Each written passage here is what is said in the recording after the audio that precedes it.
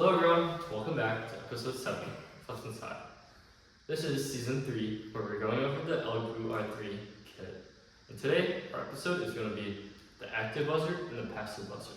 These are two buzzers that emit noises, and we'll get to more detail later, but we can tell you the basics right now. Yeah, so really quick, there's two of these buzzers right here. There's an active one and there's a passive buzzer.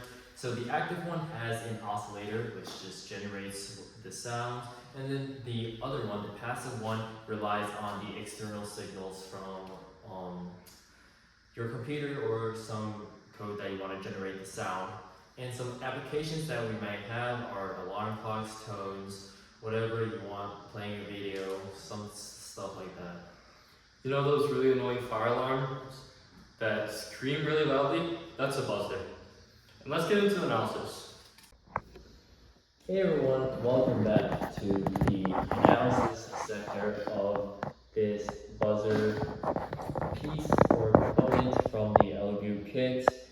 And so why does the buzzer actually matter?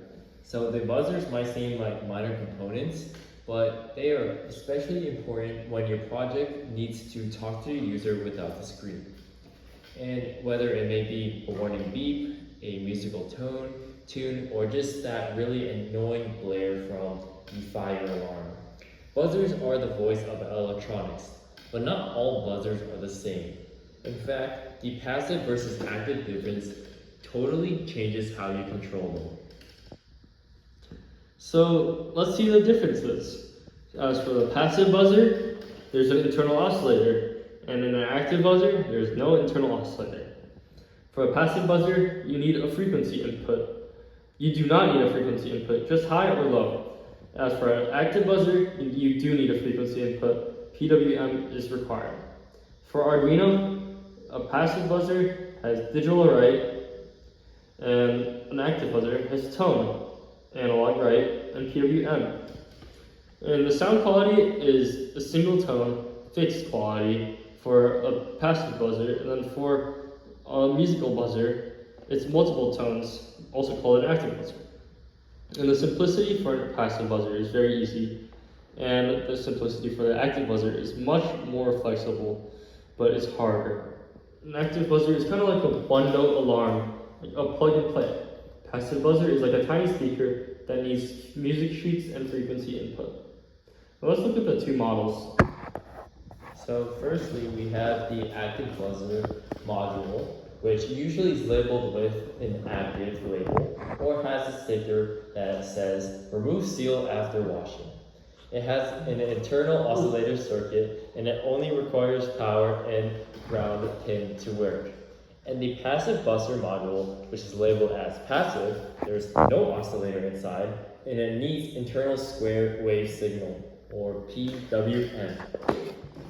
And so passive buzzers usually have smaller PCBs, while active buzzers usually start buzzing immediately when connected to 5 volts. Now, what are some internal working principles? The active buzzer contains a piezoelectric disc attached to a built-in oscillator circuit. When powered, it vibrates with a fixed frequency, usually 2 to 4 kilohertz. As for the result, it's a constant tone with just a high signal. Use cases are warning buzzers, alerts, car seatbelt alarms. For passive buzzer, it only has the piezo disc and no oscillator. You must supply a PWM signal to create different frequencies. The disc bends and unbends in rhythm with the signal, creating sound waves. The use case is to play music, melodies, and alarms with a changing pitch. And then for the Arduino wiring, for both buzzers, there is the positive, the VCC, which correlates to the Arduino pin of D8 or any PWM, and then the negative buzzer module pin, which is the ground, which also correlates to the Arduino ground pin. And yeah, so we also have some example code for the active buzzer. The CTP int buzzer pin equals 8. Of course, there is A lot of code here, but obviously we cannot explain it too clearly on the screen. And if you have any questions, make sure to just drop a comment down below and we'll be sure to answer your comment right away. So under the hood of the piezoelectric disc, both buzzers use a thin ceramic disc attached to a metal plate. When voltage is applied, the disc deforms and produces sound waves. In active buzzers, this deformation is given by an internal frequency generator. It's passive, it's driven by the signal that you provide.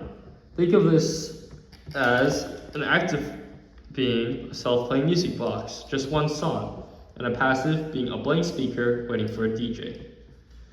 Now, there's a lot of stuff that we can cover with these active and passive buzzers, such as the applications, the tone control, the troubleshooting, and a lot more things, such as the components, the internals, but as always, that would require hours and hours of talking.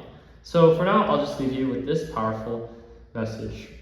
These buzzers are just such an important part to electronics and so keystone in human developments.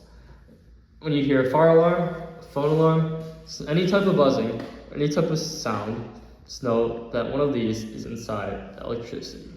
So as always, remember to stay curious because that's what's inside. Thank you for tuning into this episode, and I hope to see you in the next one.